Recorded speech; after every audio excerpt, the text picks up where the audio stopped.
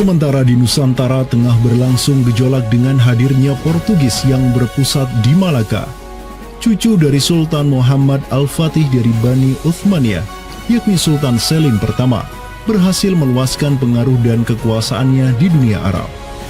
Pada tahun 1517, beliau berhasil merebut Suriah, Mesir, dan Hijaz dari kepenguasaan kaum Mamluk.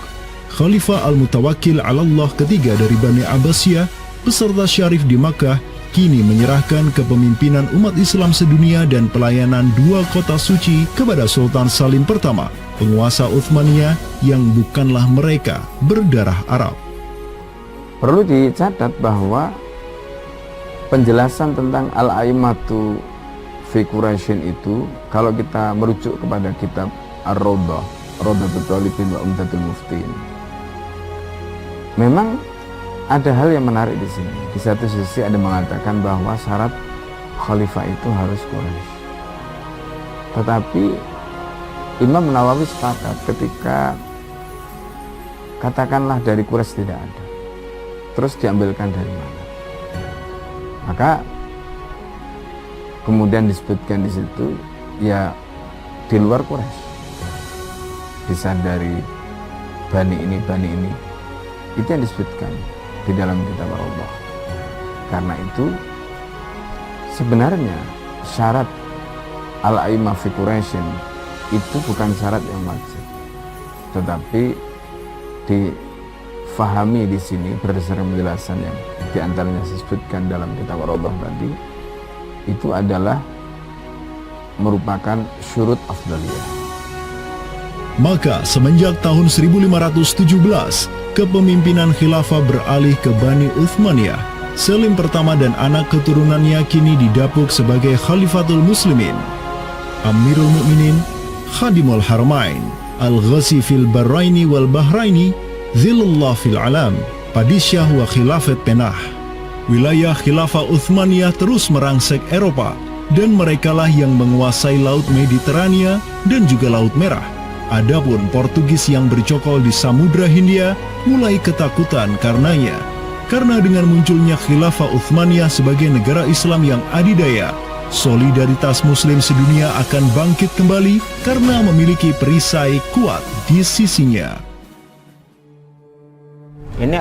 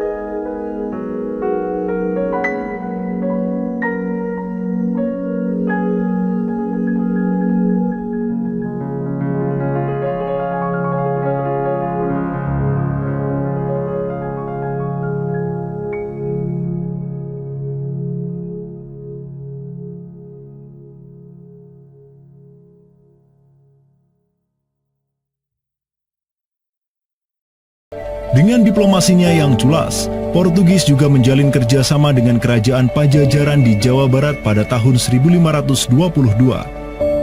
2 tahun berikutnya, kota Blambangan, Panarukan, dan Kediri yang masih menjadi basis kekuatan Hindu di Jawa menawarkan kerjasama dengan Portugis.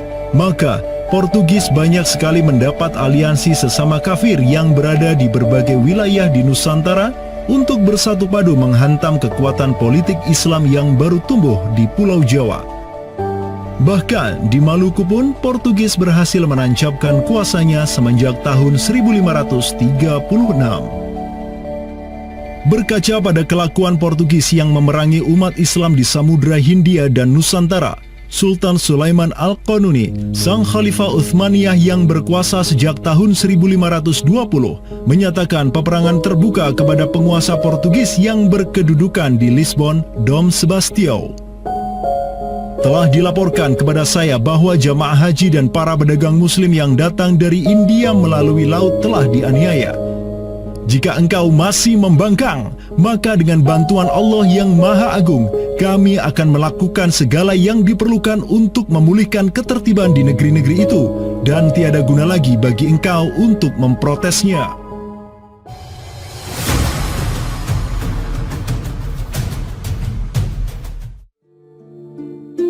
Penjaga kedaulatan Islam di Sumatera yang harum selama ratusan tahun, Samudra Pasai, kini sudah sirna di bawah kungkungan Portugis. Namun, harapan kemenangan itu masih ada. Karena tak lama setelah itu muncul kekuatan baru yang terbit di ujung utara Sumatera, Kesultanan Aceh. Kita mengetahui bahwa Sultan Aceh yang pertama adalah Sultan Ali Mughayat Shah.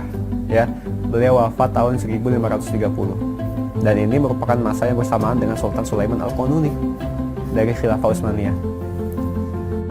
Prestasi Sultan Ali Mughayat Shah telah dicatat dengan tinta emas sejarah. Kegemilangan Sultan Aceh pertama itulah yang direkam Syekh Ahmad Zainuddin Asy-Syafi'i Al-Malibari, yang merupakan murid dari ulama tersohor Ibnu Hajar Al-Haytami.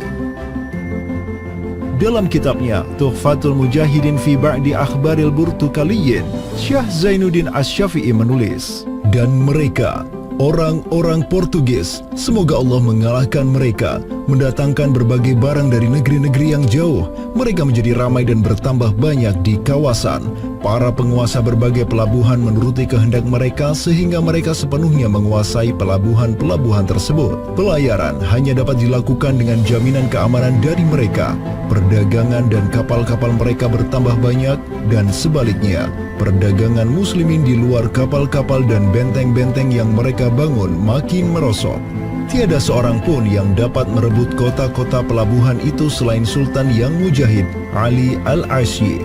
Semoga Allah menerangkan kuburnya, karena Sultan Ali Al-Asy lah yang telah membuka Sumatera dan menjadikannya Darul Islam. Semoga Allah membalas kebaikannya untuk kaum muslim dengan sebaik-baik balasan. Kalau kita perhatikan makam Sultan Ali Mughayat Shah, di situ ada kalimat menarik yang terpampang di inskripsi makamnya. Al-Ghazi fil barri wal bahri yansuruhullah. Ya, bahwasanya Sultan Ali Mughayat Shah itu juga dikenal sebagai Al-Ghazi, ya, petarung fil barri wal bahri